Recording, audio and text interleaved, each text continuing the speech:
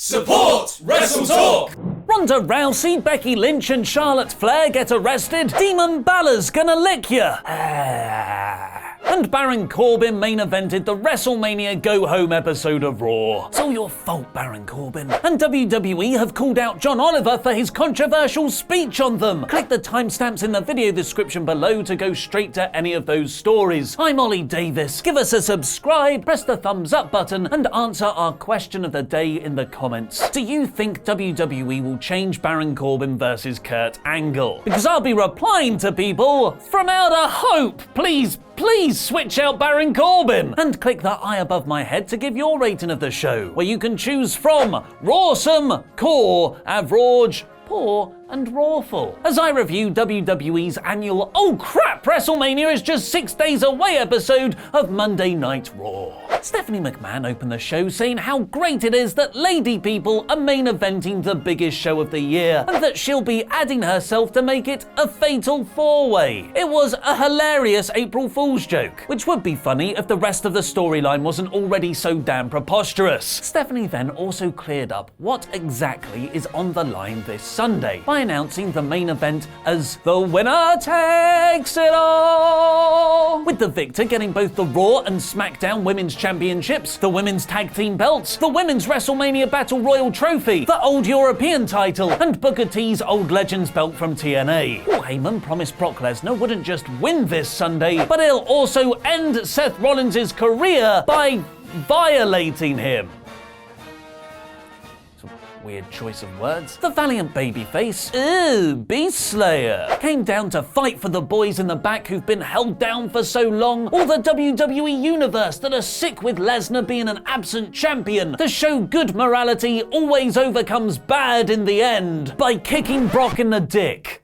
Maybe Seth was aiming for the stomach. Oh no, now he's punching him in the dick. As we saw in his Undertaker feud, Lesnar's major weakness continues to be his testicles. So Seth stood tall after delivering a curb stomp. This was the go-home angle for the Universal title match at WrestleMania. It was both very much lacking and undermines Seth's good guy character. Sasha Banks, Bayley, Natalya, and Beth Phoenix, but let's be honest, mostly Beth Phoenix, beat Nia Jax, Tamina, and the IIconics, but let's be honest, mostly the IIconics next. Beth looked great in this match, tackling Tamina through the timekeeper's area to a "you still got it" chant, and then pinning Peyton Royce for the win. Big Dave Batista made the ultimate heel move next. No, not wearing sunglasses indoors. Introducing his own video package. At least this one made sense, with it being edited for his character and how Triple H has never beaten him. Wisely, to stop people cheering him too much in his hometown, he only said one line when the feed cut back to him: "Hunter, kiss my ass." It was a solid segment, but not the hot go-home angle they could have constructed. This has been one of the best built feuds of the year though. Weird how that always happens with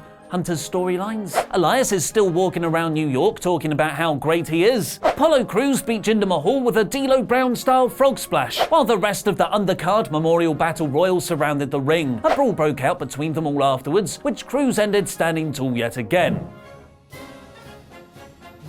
We were allowed to remember how great Kurt Angle was for a moment next, with Kurt genuinely thanking all the fans and then playing a fantastic video package looking back over his career, minus TNA. The moonsault off the cage, facing Shane McMahon at King of the Ring, the Brock Lesnar WrestleMania match, the milk truck segment, 11 years being the top star in another promotion, and then being inducted into the 2017 Hall of Fame. Surprise, surprise, WWE know how to make fantastic video packages, and the feels only intensified when you saw how emotional Kurt was in the ring. So Baron Corbin came out to say he's old, beaten up, and can't move properly anymore. You're the worst, Baron Corbin. WWE ditched the pre-advertised Angle versus Rey Mysterio match by having Rey challenge Corbin instead, which unfortunately is probably for the best, as Kurt's retirement tour matches have been painful to watch. Well-known established tag team Aleister Black and Ricochet took on the Revival for the Raw Tag Team Championships next, in easily the best match of the night. moment. Ricochet, as usual, stole the show with a senton over the ring post to the outside, but so much of these matches is down to the Revival's solid heel work around the high spots. They managed to count out win when Scott Dawson stopped Ricochet getting back in the ring, but the faces stood tall at the end after hitting their finishers. Roman Reigns had barely said he was 100% cleared to face Drew McIntyre this weekend in a backstage interview when the Scottish psychopath attacked him screaming, "You should have said no!" about accepting a match with him. Roman's return from leukemia 5 weeks ago was an all-time great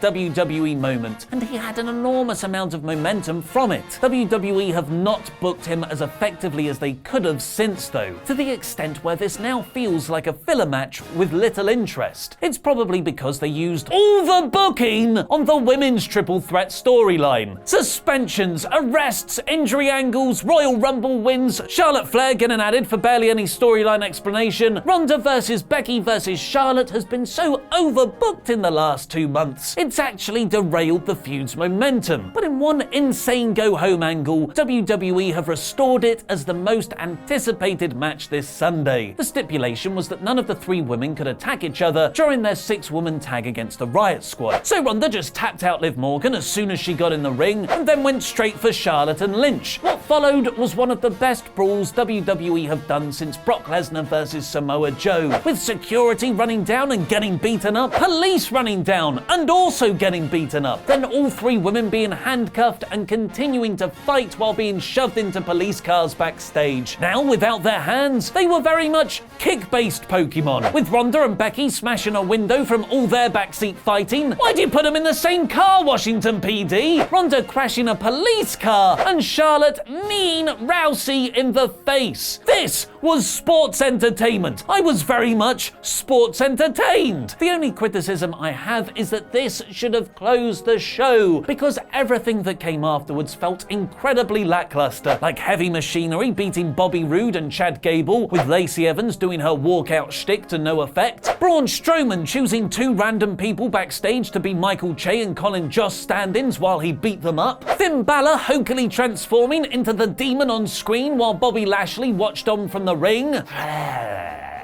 And then the main event of the show, the WrestleMania Go-Home episode of Raw, the last selling point on your flagship program for the biggest event of the year, was Baron Corbin beating Rey Mysterio. It's all your fault, Baron Corbin. Baron beat Rey clean because of course he did, but was then made to tap out by Kurt Angle on the top of the ramp. So Baron's out injured now, right? John Cena or The Undertaker are going to take his place right now? No. Nothing happened. That was it. The show finished with a recap of the Rousey, Flair and Lynch brawl. You know what? Maybe that tug-of-war angle from 2015 wasn't so bad. The pull-apart brawl was genuinely amazing, but aside from that, there were no hot go-home hooks or cliffhangers to make you excited for WrestleMania this Sunday. And that's what go-home shows are meant to do. Sell you on the feuds and matches so you subscribe to the network. Buy the pay-per-view in old money. And WWE intentionally trolling us over Kurt Angle's last ever match is deeply off-putting. It sure was an April Fool's episode, and the joke's on us. This week's Raw is poor. And now on to Luke with the news. Great review as always there, Ollie. Hopefully you don't get put in the back of a police car with Adam Pacitti anytime soon. While it's WrestleMania this coming Sunday, the wrestling world appears to be talking about John Oliver's last week tonight from the weekend, where he took Vince McMahon and WWE to task for how they treat their independent contractors. The 23-minute takedown included Oliver saying McMahon shielded himself from responsibility for his wrestlers' welfare, and brought up names like Eddie Guerrero, Randy Savage, Owen Hart, and others who have died at a tragically young age. Oliver said during the broadcast, even the NFL, for all its massive faults, now offers players health reimbursement accounts and have established a legacy fund for older players who may be dealing with health issues. And when you have lost the moral high ground to the NFL, you are morally subterranean. One of Oliver's other criticisms of WWE is that they don't technically have talent working for them. They instead hire wrestlers to be independent contractors, meaning the company doesn't have to pay healthcare or provide wrestlers with a pension and other benefits, which Oliver highlights makes no sense because you can't essentially be a freelancer while exclusively working for one company and contractually not allowed to go elsewhere, something that has been brought up in the past by the likes of WWE Hall of Famer Jesse Ventura, who has been calling for a wrestling union for years now. The clip has been shared multiple times around social media and was even picked up by major media outlets like The Hollywood Reporter, with some wrestling figures also commenting on it. Former WWE Tag Team Champion Paul London tweeted that WWE's rehab offer is a PR scheme and called their wellness policy a witch hunt to weed out those who don't play the game. And Jim Cornette tweeted after a complete viewing, "This is the absolute most truthful outside media piece I've seen on wrestling in over 40 years. The show did come under fire, however, when John Oliver compared Roman Reigns' wet hair to that of a paedophile out for a jog. Sean Ross Sapp of Fightful is reporting that several wrestlers within WWE have watched the segment as it was a hot topic at yesterday's live event. And according to Sapp, the reaction has been mixed, even though it wasn't considered a must-watch by some. Sapp writes that one wrestler called it hacky, while another called it a home run. Another called it informative, but suggests that Oliver's writers should have informed him about Roman's real-life health issues before he made the controversial joke. And now WWE themselves have responded to John Oliver and HBO, telling Fightful John Oliver is clearly a clever and humorous entertainer. However, the subject matter covered in his WWE segment is no laughing matter. Prior to airing, WWE responded to his producers, refuting every point in his one-sided presentation. John Oliver simply ignored the facts. The health and wellness of our performers is the single most important aspect of our business, and we have a comprehensive, long-standing talent wellness program. We invite John Oliver to attend WrestleMania this Sunday to learn more about our company. Thank you for watching, and a big thank you to our pledge hammers on Patreon who are currently scrolling their way into my stomach. Click the link over there to get your name in the credits and to take part in Wrestle League against myself, Ollie, and Laurie in Predictions Warfare. And El Fakador Laurie Blake has got some Avengers Endgame spoilers which may have been leaked. Click the Screenstalker video over there to find out more. I've been Luke Owen, and that was wrestling.